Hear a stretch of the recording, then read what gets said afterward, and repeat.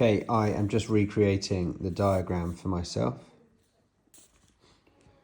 The equation of the circle is x squared plus y squared equals 100.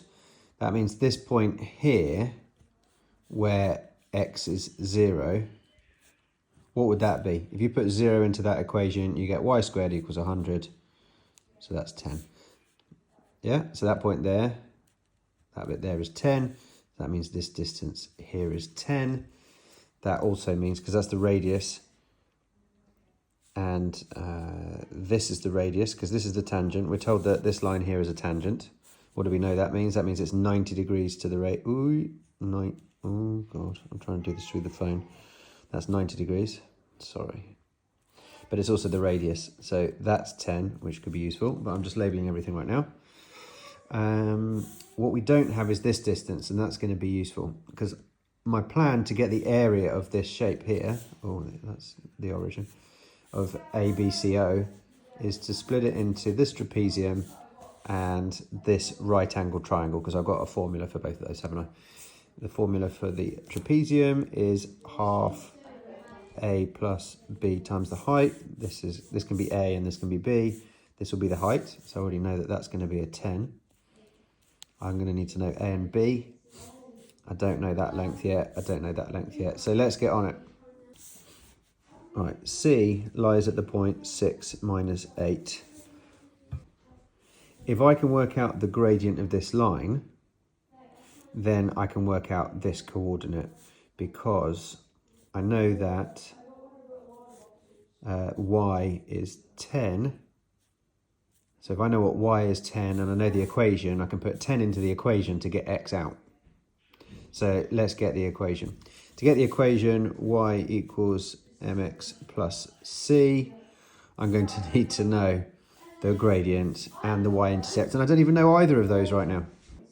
Okay, good news. I've got enough information to work out the gradient. How? Well, if I can work out this gradient, then I can find the negative reciprocal to work out this gradient.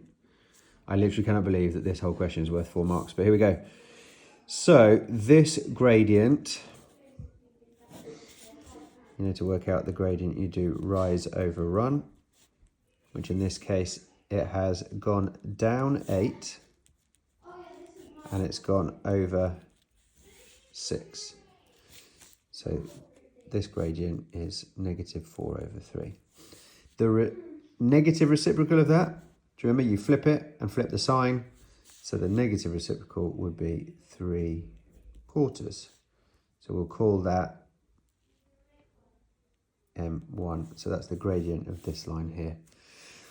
So what have we got so far? We've then got y equals 3/4 x plus c.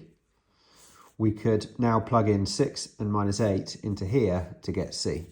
So if this is minus 8, this is 3/4 dot 6. Dot is a more mathematician's way of writing the multiplication sign. Okay, plus c. Right, let's work this all out. Minus 8 equals 18 over 4. How? Because 3 times 6 is 18 over 4. Plus c, need to get that over to the other side. Minus 8 minus, I'm going to simplify that at the same time. 9 over 2 equals c. Minus 8, that's 4.5, isn't it? 9 over 2, 9 divided by 2, 4.5. 4.5 equals c, so that's minus 12.5 is c.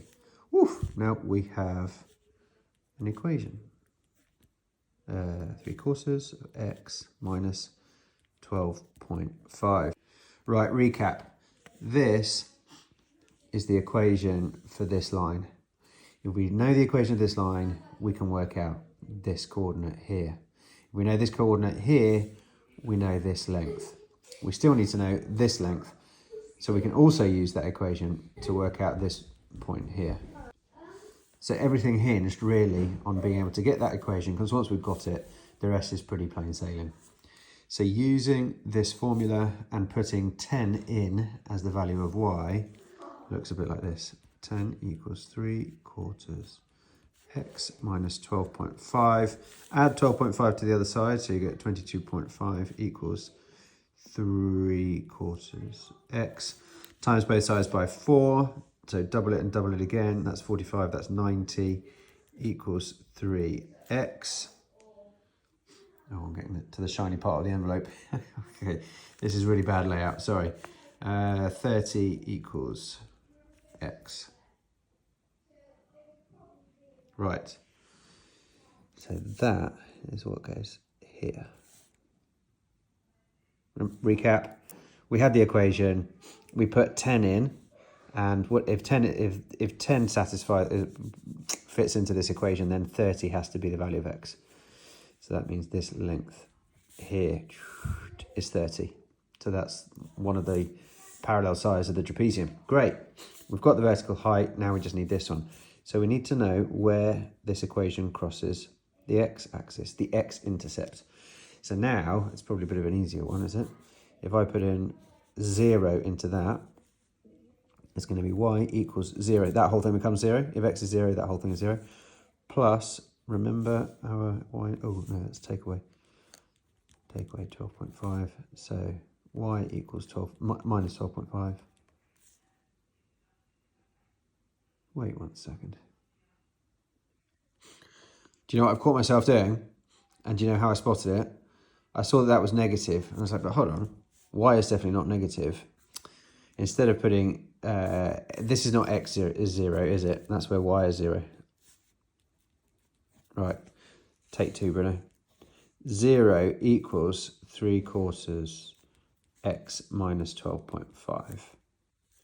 Okay, so add 12.5 to both sides, so 12.5 equals 3/4 x times both sides by 4 to get rid of that 4. So double it and double it again, 25, 50.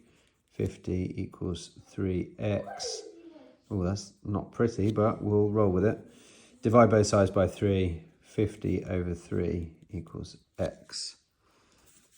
So I'll just put that in as a fraction. Right, now we have this length here, 50 over 3, which is, you know, what is that? Roughly just under 17, isn't it? 16.67. That, by the way, is a 0. Badly written. Okay, let's take stock. We now have all the dimensions that we need of the trapezium. So we can plug that in. Half, doesn't matter which one is A and which one's B, as long as they're the parallel sides, but we'll say that the top one is our A, so that's 30, plus 50 over 3, times by the vertical height, which we said before was 10. Okay, so that's half times that times 10, so that's going to be 5 lots of 30 plus 50 over 3. Do you see what I've done there? I've just kept the bracket, but I decided I would multiply those two first, just because it's kind of easier to get rid of that fraction. Now multiply out the bracket, so 5 times 30, and do that. So that's 150, isn't it?